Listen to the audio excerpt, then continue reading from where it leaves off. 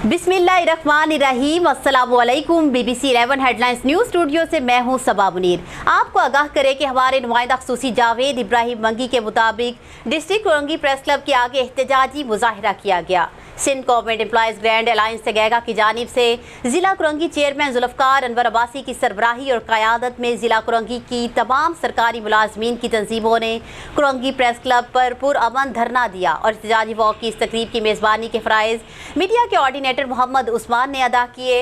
इस प्रोग्राम में primary teachers association, IBA teachers action form, college staff, DMC staff और दीगर सरकारी तंजीमों ने शिरकत की। एहतजाजी तकरीब में अनवर बलोच सदर, primary teacher association, Ejaz Ahmed, all Pakistan clerks association एपिका, Korangi Karachi general secretary district Korangi ने शिरकत की।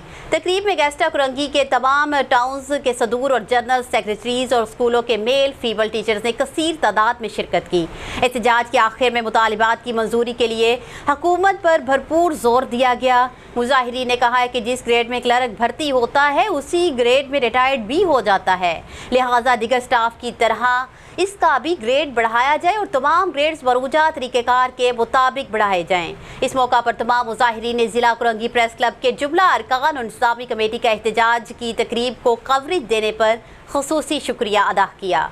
न्यूज़ स्टूडियो से फिल वक्त इतना ही। मज़ीद तफ़सीलात और अपडेट्स के लिए देखते रहिए BBC 11 हेडलाइंस न्यूज़।